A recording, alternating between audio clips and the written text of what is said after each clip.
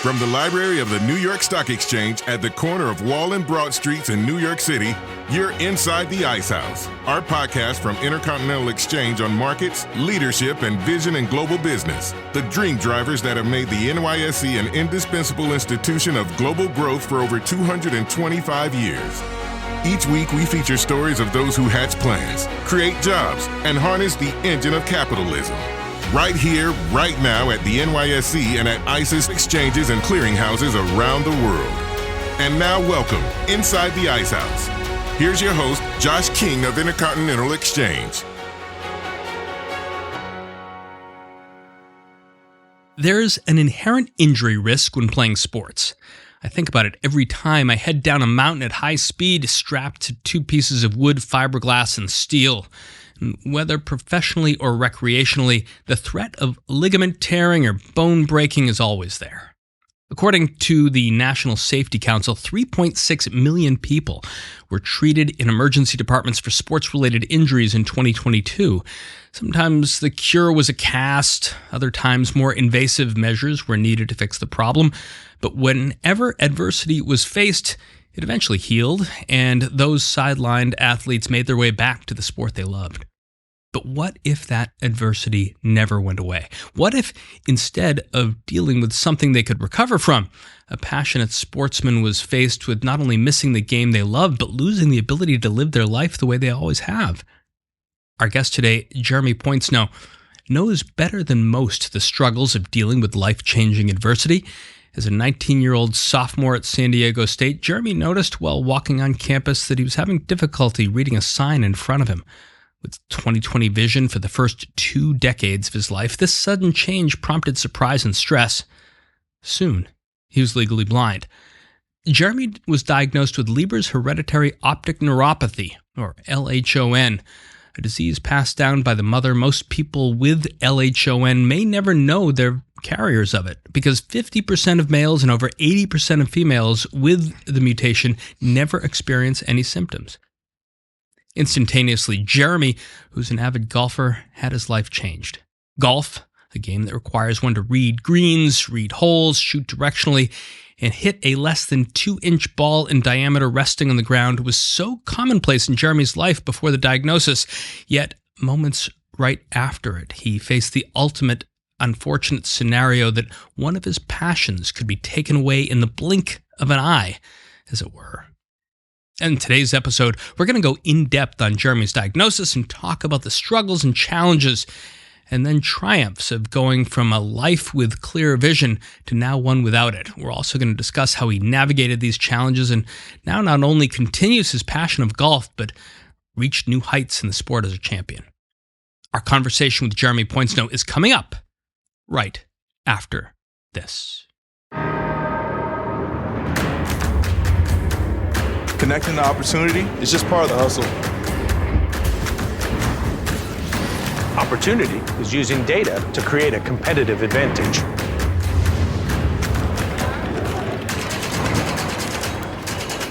It's raising capital to help companies change the world. It's making complicated financial concepts seem simple. Opportunity is making the dream of home ownership a reality. Writing new rules and redefining the game. And driving the world forward to a greener energy future. Opportunity is setting a goal. And charting a course to get there.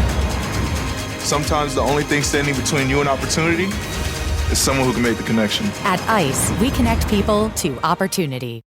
Welcome back inside the Ice House. Remember, please, to subscribe wherever you listen and rate and review us on Apple Podcasts so other folks know where to find this show. Our guest today, Jeremy Poincenot, is an inspirational speaker, a coach, and a 3-time world blind golf champion. Jeremy was diagnosed with Leber's hereditary optic neuropathy, or LHON, and became legally blind as a 19-year-old sophomore while at San Diego State University in 2008. Jeremy, I just saw you speak before hundreds of people in the boardroom at the fixed income and data services sales kickoff at Intercontinental Exchange.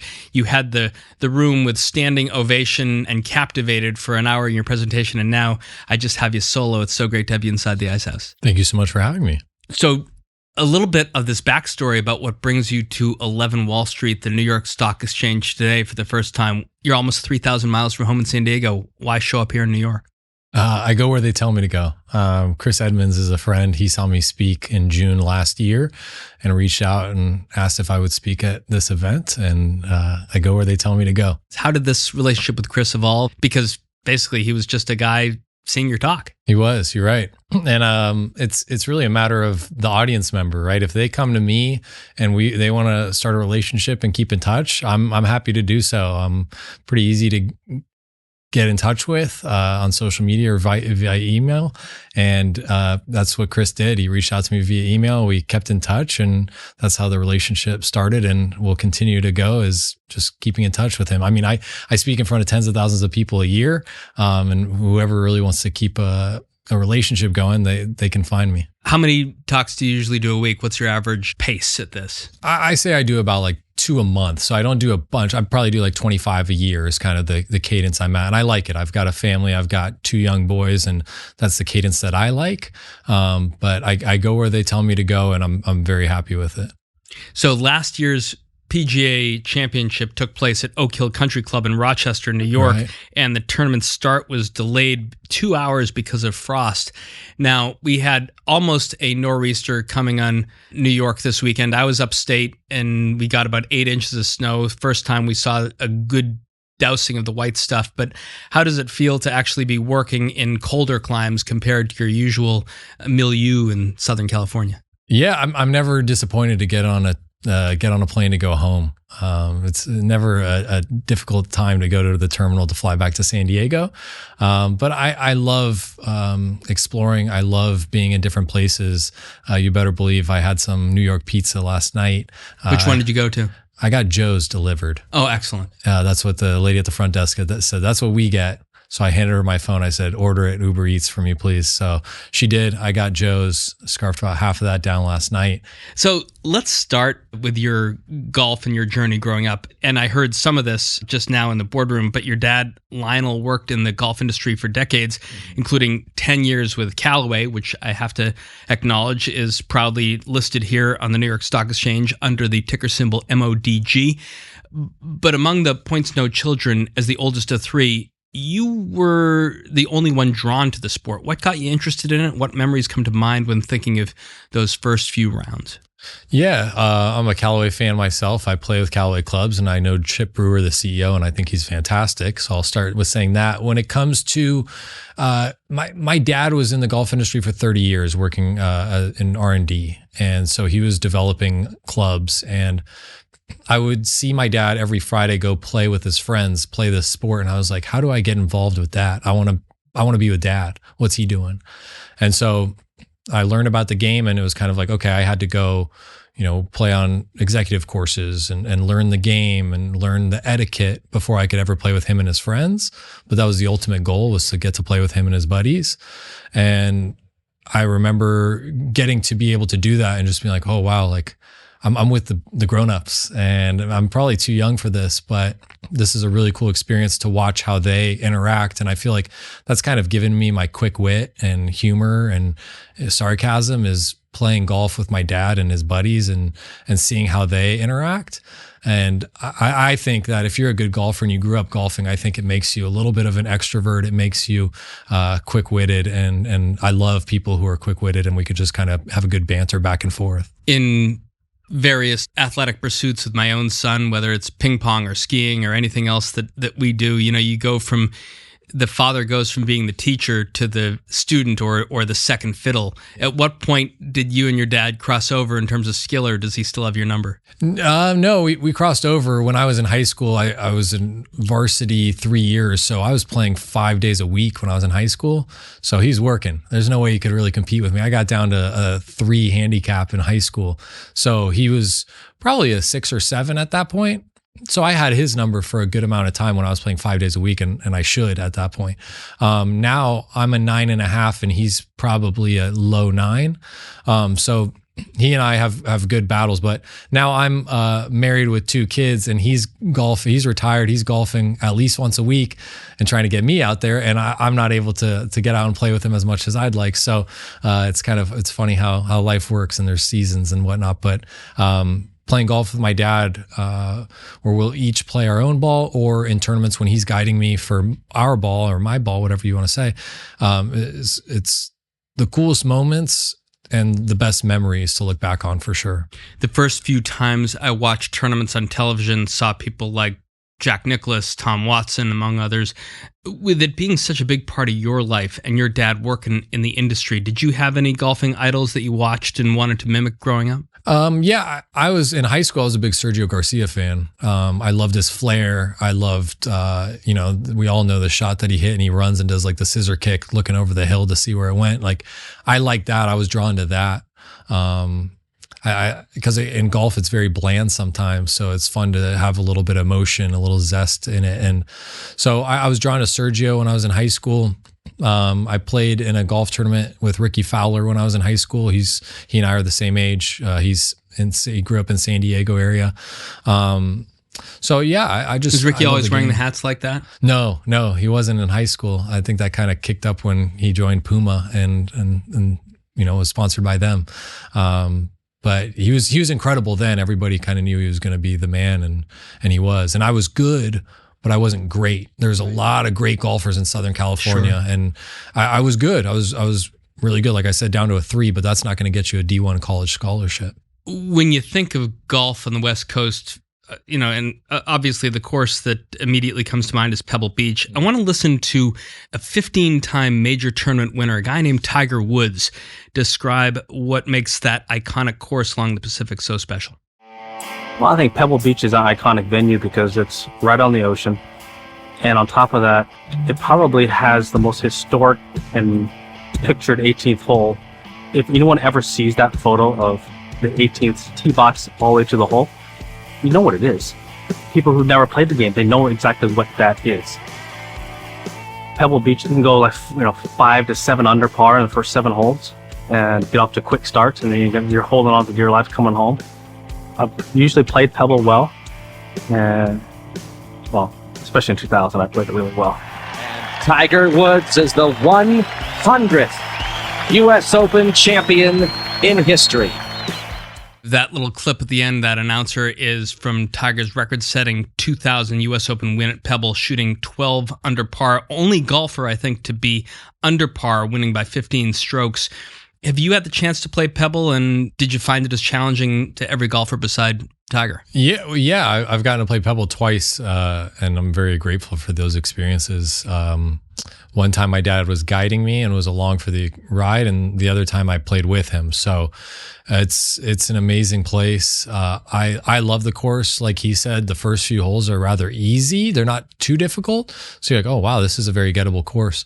And then it bites you. But hole 6, 7, and 8 are maybe the coolest, nicest, most beautiful 3 holes of golf anywhere in the world. 6 the par 5, 7 the short par 3, and 8 the par 4 that you're basically hitting over the Pacific Ocean for your second shot. It's absolutely beautiful. I'm legally blind.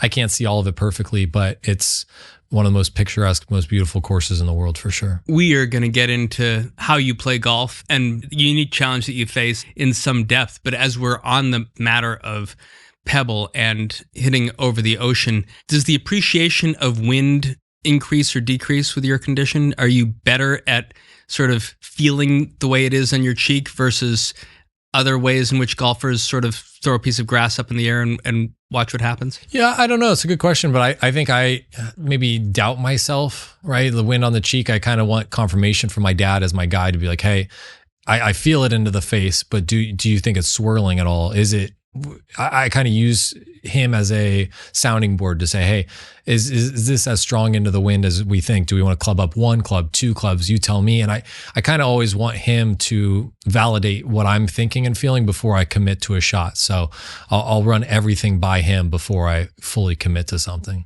We're going to unwind a little bit so people appreciate how a guy like Jeremy Poincenot deals with a course like Pebble Beach. Let's go to your sophomore year at San Diego State. You were a brother at the Phi Sigma Epsilon fraternity. You were studying international business. Did you think there was a lot of future for you in golf, or were you focused on letting that business degree lead you down a new path?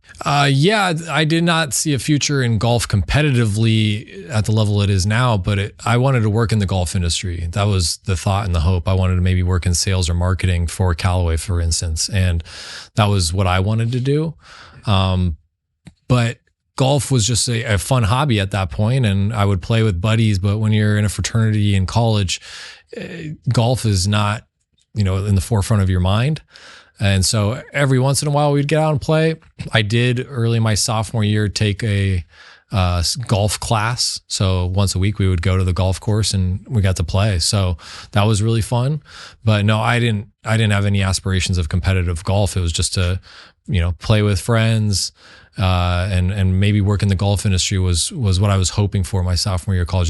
Those were the aspirations I had. So 15 years ago, around Thanksgiving, your sophomore year, 2008, you're walking on campus, you feel those initial symptoms, and for the first time, as you talked about in your TED Talk, had to squint to see this sign on campus. We've all walked across campuses. We've all sort of seen signs that we can begin to make out. Oh yeah, now they're coming into crisp focus.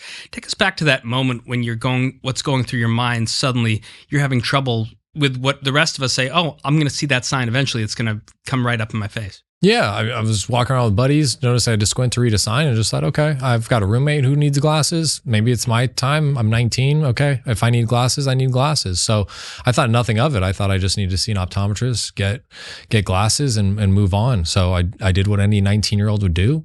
I called my mom, and I had her set up the optometrist appointment. I went and saw the optometrist, and it wasn't until he had me cover my left eye that I really realized something was going on here, because I covered my left eye, and with my right eye, I couldn't see anything on the eye chart. I couldn't even see the big E. And I thought, okay. And even at that time, I thought, okay, maybe I just need some thick glasses. But the optometrist was a lot more concerned than I was. And that's when, things really started to get pretty heavy, and it all happened pretty quick. You talked about this a little bit in the boardroom with the group that I just saw you talk in front of, but as you mentioned, LHON affects about 1 in 50,000 people. In fact, they never experience vision loss and probably don't even know they have it. It's a disease with no cure, no treatment. Prior to first getting diagnosed with it, did you ever hear of it or have any idea that it existed? No, never heard of it in my life.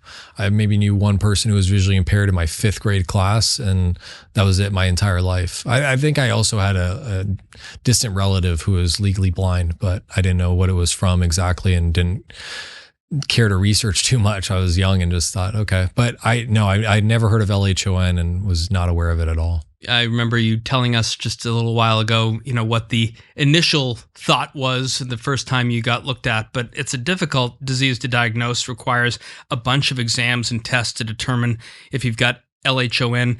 For you as the patient, how difficult was it dealing with all the unknowns and all those incorrect and really, dire diagnoses before the doctors finally came to the correct conclusion? I was numb.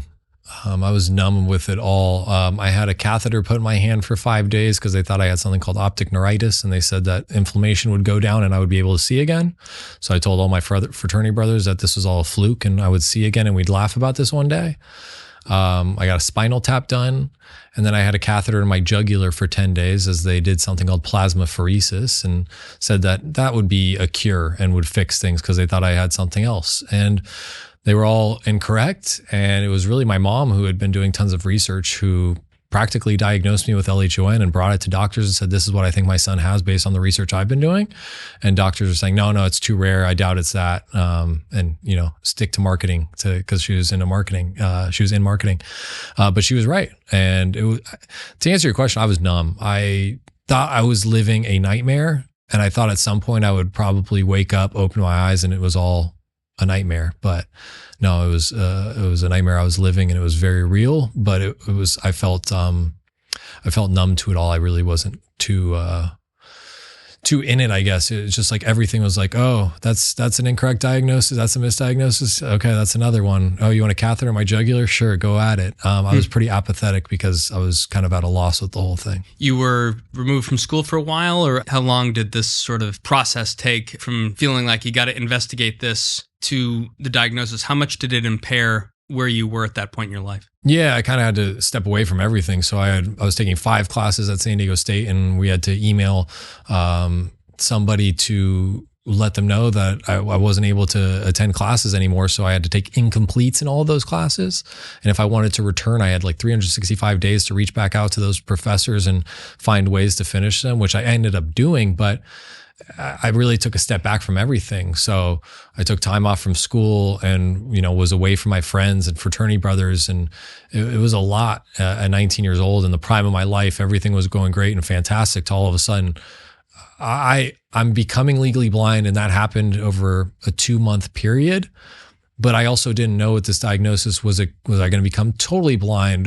Will it impair other aspects of my life, which I now know the answer to. But at that time, I had no idea. And I was just kind of in this purgatory of where is everything going to take me? And so far, I don't like it. You showed us a clip of one of your World Blind Golf Championship moments where you holed one out from, I can't remember how many yards off of the green, but it went right in the cup. And then your dad flips his hat to you and you catch it, and that caused you sort of some anxiety afterward. But so for people listening to understand what LHON really is and how it affects you, from visual impairment to total blindness, where is your vision on that spectrum? Can you describe what you see when you and I are sitting across the table? Yeah, so I have no central vision. I'm missing everything in the middle. So I tell people to put one hand on top of the other, put them directly in front of their face, and that's what my sight's like. So I say my vision is similar to a donut. I have the whole donut part. I have the top, the sides, the bottom. I'm missing the big donut hole in the middle. So everything I look directly at is completely blurred out. To somewhat see you better, I need to look above, below, or to the sides. But I lived the first 19 years of my life of knowing what normal is like, or at least what it's like to have perfect 20/20 vision. So I put this blur on your face to make you feel comfortable, because although I might see you better like this, I feel extremely uncomfortable. And in the back of my brain, it's saying, hey, but bring it down. And I do that to make it normal for everybody else, but it also makes things a little more incognito. You can't tell that I'm legally blind when you first meet me. I get around pretty well, and I'm also not afraid to ask for help when I need it. I want to get to asking for help, because that's such a central part of your thesis. But to make yourself comfortable in a room like we are today, you walk in with Chris Edmonds, you take stock of the library here, to sort of make a mental note of the atmospherics, the person you're sitting across from. Yeah.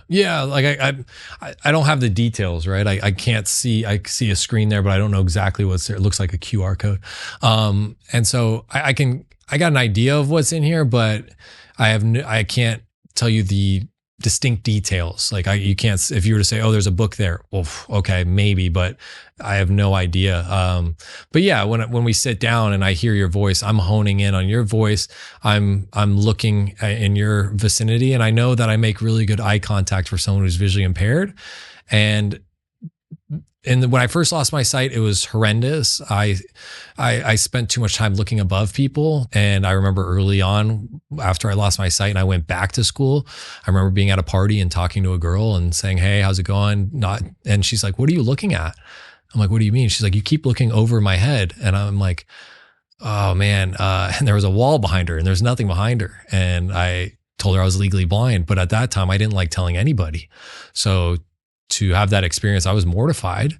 Now I don't care. Let's laugh about it. And I would laugh about it, and it's okay. But now I also look at it from the positive side. I think I'm a lot better listener post sight loss than I was when I was fully sighted. I think I'm a better listener as someone who's visually impaired than most people who are fully sighted, because I'm not as visually distracted.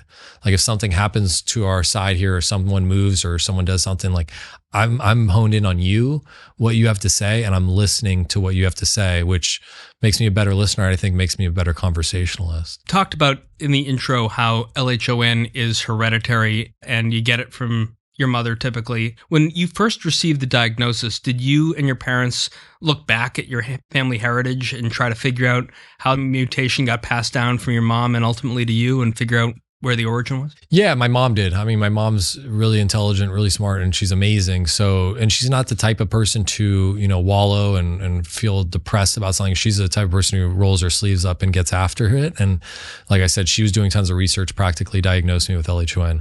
Then when I was correctly diagnosed with LHON, she was going up and down the maternal bloodline and finding out if anyone else had lost sight from this. And I think she had a distant relative who said, "Oh, my, great uncle lost his sight due to something. Are you talking about that?" And she's like, "Well, this is the first I'm hearing about this." So I'm the first person in my family to be diagnosed with LHON, but now that I am, we can go up and down the maternal bloodline and know who carries it. So my mom is in her 60s. She carries it and hasn't lost sight, and knock on wood, hopefully she doesn't. I have a little sister who's 3 years younger. I have a little brother who's 6 years younger. So they all carry it. And that's how LHON is transmitted and passed down. Once the diagnosis was confirmed, you had to undergo a lot of changes, obviously physically, and how you managed around in your environment. But mentally, what were some of the initial struggles and challenges like? Oh man, no, I was very depressed. Because for 19 years, I knew what I could do. I knew what normal was. I knew I was gaining my independence as a 19-year-old. Everything, I feel like I had to grow up a second time. Yeah. And we all grew up from, adolescence to teenager to an adult. And all of a sudden here I am, a 19-year-old young adult who all of a sudden I feel like I have to grow up all over again, learn what it's like now to be a visually impaired young adult, and how do I do things that were easy, like crossing the street, and I could do really jaywalk and just make it happen. Post sight loss, I was petrified to cross the street on my own. It was something that I would have never thought of, that I would be nervous to cross the street, and I was. So things that would come easy before were extremely challenging now. Things that, like going to the grocery store, you just go do that independently, get the items you need and go home. Now it was like it was so daunting. I didn't know where to start. So everything seemed impossible, and I went through the stages of grief. Right. I first started with denial. I denied that what had happened had actually happened. I went to anger. I was mad. I was mad at what had happened. I went to bargaining. I pleaded. I said, please, whatever it takes to make things go back to the way they were, I'll do it. I thought I was a good guy before. I'll be even nicer. Whatever I need to do, I'll take my sight back for whatever it takes. I'll do it. And then I went to the fourth stage, which is very easy to get into, and we don't talk about enough. It's depression. Mm-hmm. I was there for over a year, just depressed with my situation, thought, why me all the time? Couldn't comprehend it, didn't understand it. There wasn't like a reasoning behind it that I could justify or understand. And then after a long period of time, research says it takes on average 2 years to go from a traumatic life experience to reaching the fifth stage, and that's acceptance. I'd say it took probably a year and a half for me to get to acceptance, but I finally accepted it, and it's my new reality, my new normal. And I'm Jeremy Poincenot. I am legally blind, but being legally blind doesn't define me in a negative way. It's just a new part of my life. I'm legally blind, just like I'm a brunette, and it is what it is. And I'm completely comfortable with it now, but it's been 15 years. What finally made you able to say, time to start a new chapter? I'm going to attack each day. It was gradual. And it's not a linear process of the stages of grief. You kind of popcorn around, and denial. You're in depression, then you go back to anger, and you go to bargaining. But I went from having no good days a week to I would just celebrate having one good day a week, and then a couple of weeks later I'd have 2 good days that week, and it was like, wow, I didn't even know that was possible anymore. And then time would go by, and it'd be 3 good days in a week, and then the next week would be only 1. But it was a gradual process to finally reaching a point where I had more good days than bad days. And it was like, you know what? I'm going to be able to live a good life even though I'm legally blind. Because even though when I first lost my sight, I thought that was an impossibility, all of a sudden it's like, you know what? This is becoming I think when there's time and space from something, you start to feel normal about things. And that's kind of what it was. When I first lost my sight, I hated it, didn't like anything about it. And kind of with that year and a half, I saw a blind psychologist for the year and a half, someone who was totally blind.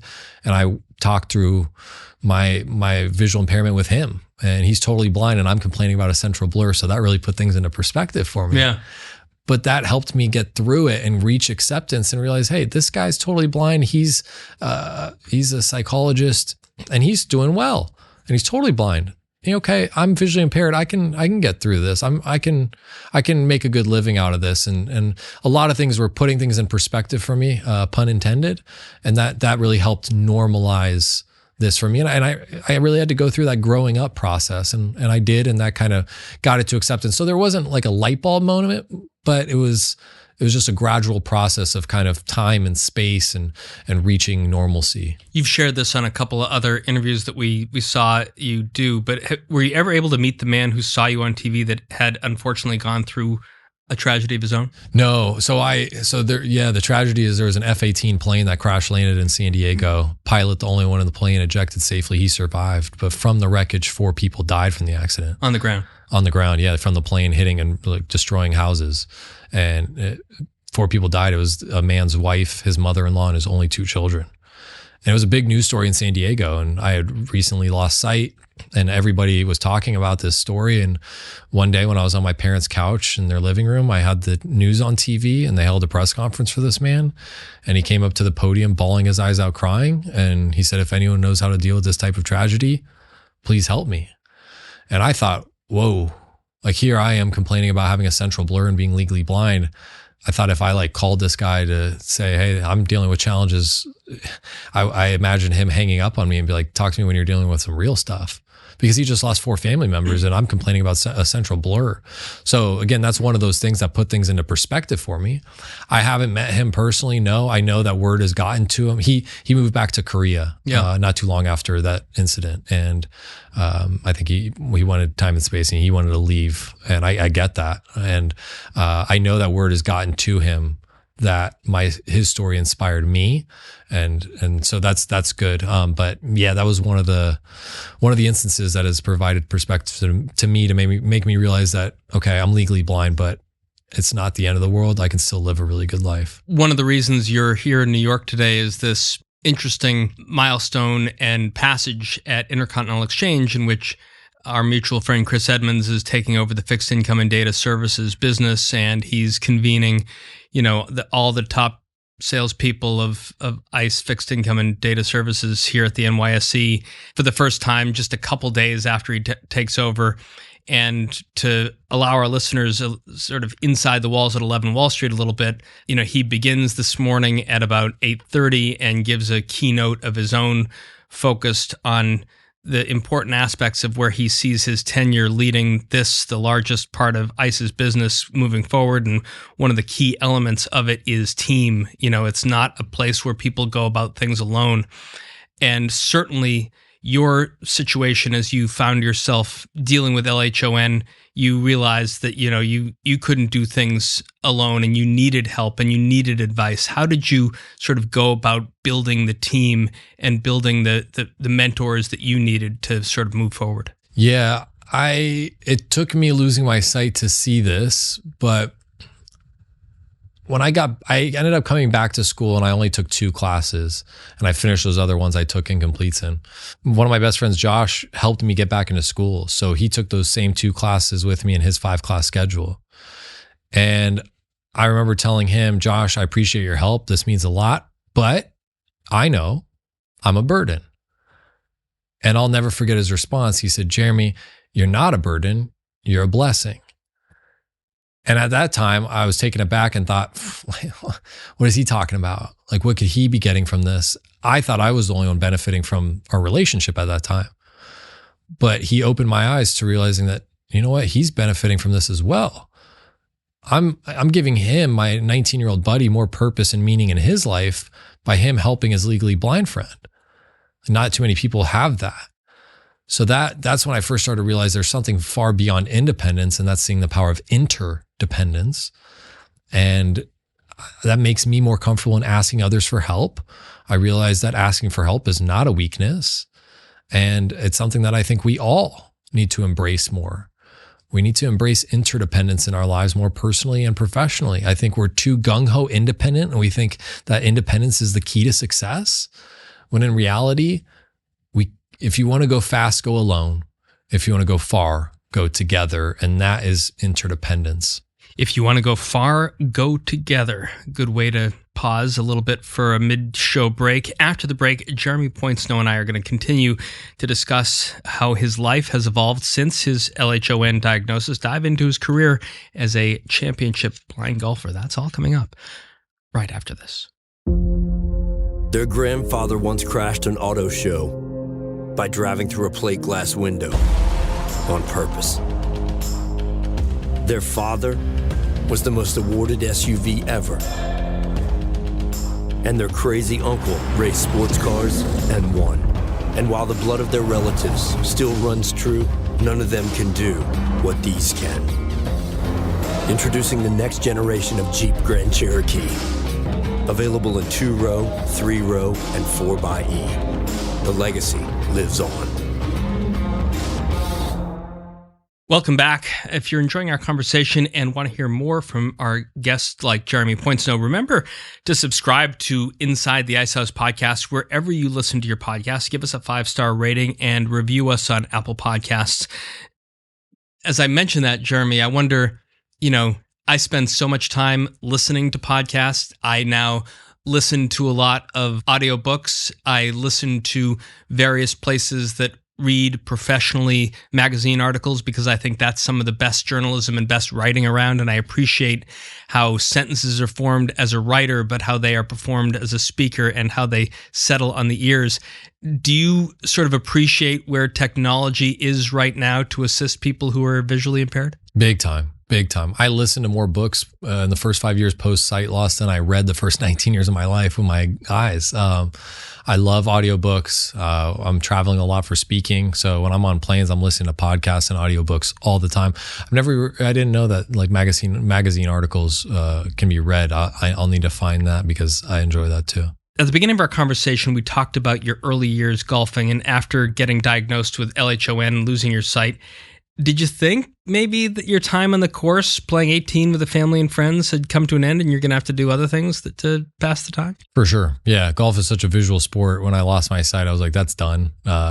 Trash the clubs. I'm not doing this anymore. So I thought I was done with golf and really didn't know what athletic endeavors I could partake in, but golf was definitely not one of them. So there's a thing called the United States Blind Golf Association. What first brought the USBGA to your attention and what your feelings about playing blind golf? My omnipresent mom found the USBGA, told me that there's blind golf tournaments around the world. And I thought she was kidding. I said, Mom, how do blind people play golf? I thought she was joking. And there is such thing as blind golf. There are tournaments all over the world. And I was not really interested at first to do it because I knew how good I was when I was sighted. I was a 3 handicap. I would shoot in the 70s and low 80s. When I lost my sight, I didn't want to do it because a couple of things. One, I knew how good I was before and I knew I wouldn't do that when I started. And then one of my least favorite things in golf is slow play. And so I thought blind golf was the epitome of slow play. So I just didn't want to do it. I wasn't interested. And my mom had these ideas, Jeremy could one day become a champion and all these things. And she didn't voice them to me, but I just wasn't interested. But maybe a month or so later, I said to my dad, let's go to the driving range. We can hit some balls. And I said, if I swing and miss, if I miss one, I'm done. And we have a term for that in blind golf. It's FISH. It's an acronym and it stands for F. It's still here. That's if you fish it, you swing and miss. But I said, if I do that, I'm done. And I didn't miss any. Some of them felt good. I couldn't see any of the ball flight, of course, but I could feel the impact. And I think it's in Tin Cup. The main character says we all have a tuning fork inside of us and we feel that feeling of a good shot. Pros feel it almost every shot. Good golfers feel it more often than not. And even novices who just pick up the game might feel it once in a round. And that tuning fork went off for me on a couple of shots and I went, whoa, I don't need to feel that. That felt good. We can take this to the course sometime. So I expressed interest to my dad to hey, I'm willing to try this. Let's start with executive courses. Let's make it where I don't feel like I'm slowing people down too much and maybe we can give this a shot. Tiger Woods had LASIK surgery in 1999 and also in 2002. Rory McIlroy, 4-time major winner, had the surgery in 2015. Woods, arguably the greatest golfer of all time. McIlroy not far behind him. Both had procedures during their careers to enhance their eyesight. For you, having played your whole life with sight, how difficult was it to relearn golf without the ability to read those greens and directionally point your body in the right way? You showed us some video of how it actually works, but for our viewers, how does it actually work? Man, yeah, it was very difficult. So, and a lot of the difficulty is relying on somebody else because golf is such an independent sport. You're doing it all yourself. In blind golf, I have a teammate, I have a guide, someone who helps me on every single shot. And for me, that was an easy choice. My dad is my guide in every competitive round of blind golf we play in. So what we do is when we get to a tee box, he'll tell me, hey, this is a par 4, 400 yards. Okay. And if there's no trouble that he knows I can reach or the driver will be a problem, then we pull a driver and he'll let me know driver's good here. Okay. Then he'll line me up. I'll do a practice swing. He'll point in the direction we want to hit the shot. I try to envision where he's pointing. I have no idea where he's pointing. And I step over the shot and from behind, he looks at how my feet are lined up. He says, go more left, more right. Okay, you're good. I hit the shot and we do that the whole way around the course. For chip shots, I'll have him stand in front of me and I'll line up to him. And people who don't know much about blind golf or me, they think I'm about to hit a trick shot and flop it over his head. I'm not. I line up to him and then I tell him he's good. He moves out of the way. I can see well enough to know when he's out of the way. I then hit the shot, but it gives me a point of reference for those closer shots to know the exact line target we're trying to go for. And then putting, I'll pace it. I'll walk it off with my feet. I think that's something that as amateurs, they don't do enough. Mm-hmm. They'll have a 50-foot putt. They'll just kind of look at it from where the ball is and hit it, leave it 5 feet short and go, oh, I didn't realize there was a hill at the end. It was going up. Totally my problem. You got to pace it off. I think that's a benefit as a blind golfer. I'll pace all my putts off. And I'll do it when other people are putting, or I'll do it quickly if it's my turn. But I'll pace it off and go, okay, 10 paces, 30 feet. I'll come back to my dad and say, hey, 10 paces feels like it's uphill. What do you think we play at 11? And this is kind of like I said earlier, is this confirmation with him and his eyes. You think we played 11 paces? And I feel it breaking left. What do you see? And he says, yeah, I see it breaking left. I like 11 paces. Let's aim it a foot outside right of the hole. And then then I do my practice strokes. I put my Callaway Odyssey putter behind the ball. And then my dad tells me to go a little more right, try to get to that 1 foot right of the hole target.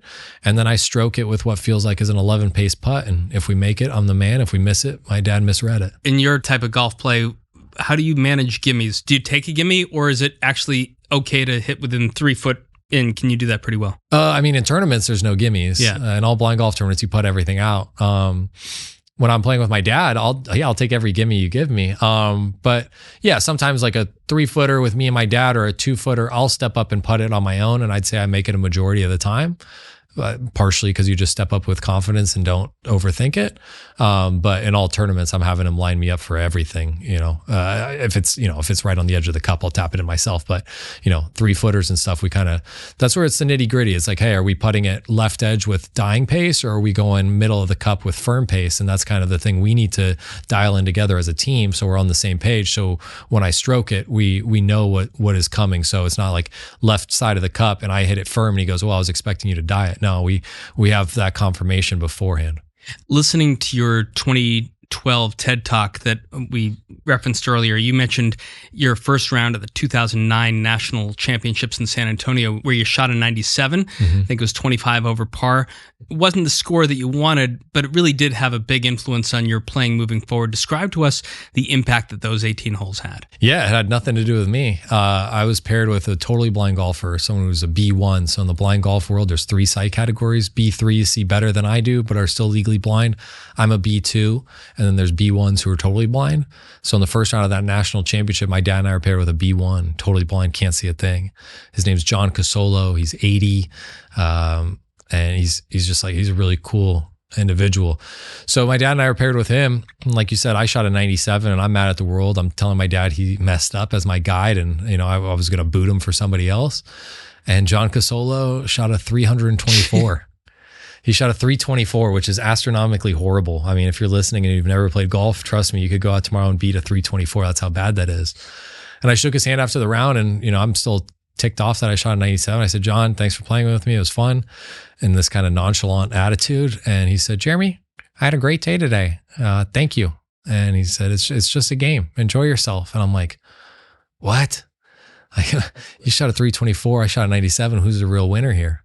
So he inspired me. And We went out the next day. I said to my dad, let's play more like John Casolo. Let's not argue. Let's enjoy ourselves. Let's not argue as much. And we shot an 88. We shot 9 shots better, tied for second, lost in a playoff and finished third. John Casolo, the second day, I think shot a 150 something. Half his score. Probably because he wasn't playing with me. I was probably his bad luck. But I see John at every national championship, and he's the most inspirational person I know. He's incredible. So John was probably not in the field in 2010 at the Blind World Golf Championships in the UK. Tournament went into a playoff as you were head-to-head with England's Simon Cookson. On the first playoff hole, you were right off the green. I want to listen to the crowd's reaction during that chip shot.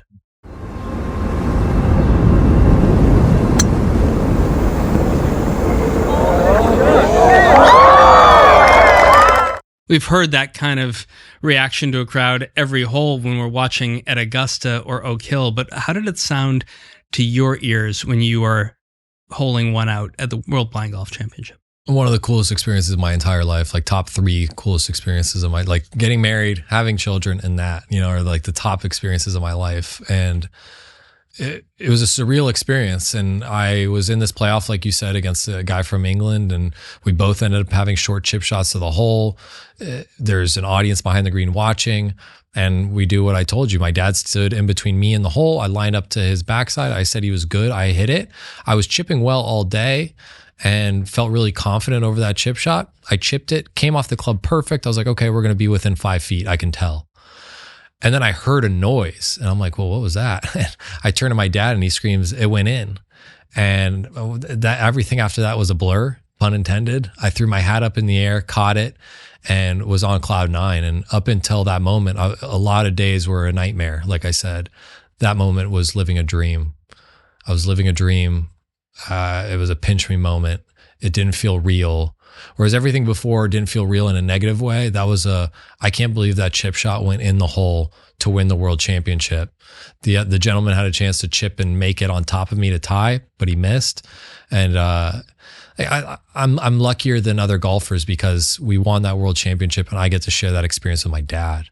Like ever since then, we talk about that all the time. We'll have chip shots in tournaments, and he'll say, hey, think about, Whittlebury Country Club, think about 2010 World Championship. Yeah. And that's a really good positive image and experience to remember before a chip shot. And I get to share these experiences and bond with my dad. Like, how lucky am I? And had I not lost my sight, I wouldn't be able to do that. So again, a perk to losing my sight is getting to share all these experiences with my dad. With your dad, I mean, I think about my experience with my dad, now passed last year, the things that I do with my son, so important. That 2010 championship, the first of 3 that you won with your dad alongside, you were champion in 2016 in Japan, 2018 in Rome. To you, does the 2010 title have the most significance because of that chip and because it was the first, or do the other 2 eclipse that one that you've had in the UK and maybe, even the 13 years of golf since? Yeah, 2010 is the best because how it happened, chipping in a playoff was surreal. And we were newcomers. Like, I was 20 and people there were 60 competitors, 14 different countries. They didn't know who me and my dad were. After we chipped in, we were on the map. Everybody in the blind golfing world around the world knew who we were, which was really cool. And then winning the world in 2016 and 18, like you referenced, validated that 2010 win. And then we've won multiple national championships, and that validates it as well. But it's just super, super cool to share the experience with my dad. And now I'm a father of 2 boys, and it makes me cherish the bond and relationship I have with my dad more now that I have children of my own, and makes me realize how lucky I am to share these experiences that I do with my dad. It's really cool. So as we begin to wrap up, Jeremy, for over a decade, you and your college roommate have run CURE, which stands for Cycling Under Reduced Eyesight, which has raised hundreds of thousands of dollars for LHON research. You're involved with the CAF, the Challenged Athletes Foundation, and while you've talked about your time as a USBGA player, you also strive to help blind people with a passion for golf get on the course. Having been on the bottom in that moment of depression that you talked about right after your diagnosis to being on top as a 3-time world champion blind golfer, what's the feeling like when you hear your story gets someone back on the golf course or back into a way of life that they once knew and helped inspire a challenged athlete pursue their passion? It's phenomenal. It's something that it's surreal, something I wouldn't have believed when I first lost my sight would be reality. But yeah, if I can get people out there who are blind or visually impaired, if you know somebody who's blind or visually impaired and they're somewhat interested in golf, get them to try it. Have them come reach out to the USBGA, check out our next tournament. We're very friendly, very accommodating, and would love to have them be a part of it. And it really just takes someone to tell you, like my mom, that there is such thing as blind golf, and that gave me something to look forward to during a time I didn't have anything to look forward to at all. So, pursue your passions, do things that make you happy. And for me, that's golf. Now it's blind golf. And I'm obsessed with the game like any psycho golfer would be. And I'm always tinkering, always trying to get better. And it's benefited my life in so many ways that I can't count, but pursue your passions, do the things you love. How do people follow your story more closely, get in touch with you? I'm on Instagram. My name, JeremyPoincenot.com, or Jeremy Poincenot, Instagram, LinkedIn. My website's my name, JeremyPoincenot.com. And then I have a newsletter that I send out bi-weekly, every other week. And people can get that through my website, or they can just text the word SEE to the number 55444. Sounds like an infomercial. But you text that and you can subscribe to my newsletter. And it's called Points, POINCE, first 6 letters of my last name, of perspective. And it's just short, 500 word thoughts, things that I've noticed to hopefully provide the reader perspective, to be grateful for the things they have, to enjoy life more, be more present, things that I've noticed in my time, and things that I hope are inspirational and beneficial to others. As we bid adieu to you and to our listeners, I want to go back to that 2012 TED Talk one more time. Toward the end, you talked about what you'd do if you were given the opportunity to get your vision back. I just want to hear what you said back at that time. If you were to come to me today and say, right after my speech, and say, Jeremy, I have something that will give you your vision back. Do you want it? I would say, absolutely not. No, I don't. I'm happier without my sight, more so than I was 4 years ago when I had my sight. And that's because I don't take many things for granted anymore. I appreciate the things I do have. Because I've discovered that in life, there are obstacles. We all face them every day. It's inevitable. Some are minute. Some are so daunting we don't think we can overcome them. But it's how we approach these obstacles in life that determines who we are, determines our character, and determines our happiness. You said, I'm going to quote you again, I'm happier without my sight, more so than I was 4 years ago when I had my sight. Said that now 12 years ago. As we sit here in the library of the New York Stock Exchange with 2024 just beginning, does that same sentiment over a decade ago still ring true? Yeah, it does ring true. I wouldn't take my sight back if you offered it to me, because I think it's a continuous reminder to be grateful for the things I have. I always have this central blur, and that only reminds me to be grateful for what I have rather than dwell on this blur. If you were to say to me, would you go back and, go back to pre-sight loss and go through the experience again? No, absolutely not. I don't want to. I feel like I've run this marathon across the finish line, got the t-shirt and the medal, and I'm doing okay. But I wouldn't change it. Now, as a father, like the only things I wish I had my sight for is the ability to, get around a little quicker and easier. Driving would be nice. And to be able to see my, children do things like when they want to get into sports, to be able to see them from afar. But I think there's ways to do that still visually impaired. But those are the only things that I say, I'd love to have my sight for that. Other than that, I'm good. I'm very content. Well, you're good and you're content, and it was great to have you at the New York Stock Exchange today. Jeremy Poincenot, thanks so much for joining us inside the Ice House. Thanks so much for having me. This was a lot of fun. Thanks. That's our conversation for this week. Our guest was Jeremy Poincenot, inspirational speaker, coach, 3-time world blind golf champion. If you like what you heard, please rate us on Apple Podcasts so other folks know where to find us. And if you've got a comment or a question you'd like one of our experts to tackle on a future show, be sure to leave a review, email us at icehouse@ice.com, or exit us at Icehouse Podcast. Our show is produced by Lance Glynn with production assistance, engineering, and editing from Ken Abel. Pete Ash is the director of programming and production at ICE, and I'm Josh King, your host, signing off from the library of the New York Stock Exchange. Thanks for listening. We'll talk to you next week. Information contained in this podcast was obtained in part from publicly available sources and not independently verified. Neither ICE nor its affiliates make any representations or warranties, express or implied, as to the accuracy or completeness of the information and do not sponsor, approve, or endorse any of the content herein, all of which is presented solely for informational and educational purposes. Nothing herein constitutes an offer to sell, a solicitation of an offer to buy any security, or a recommendation of any security or trading practice. Some portions of the preceding conversation may have been edited for the purpose of length or clarity.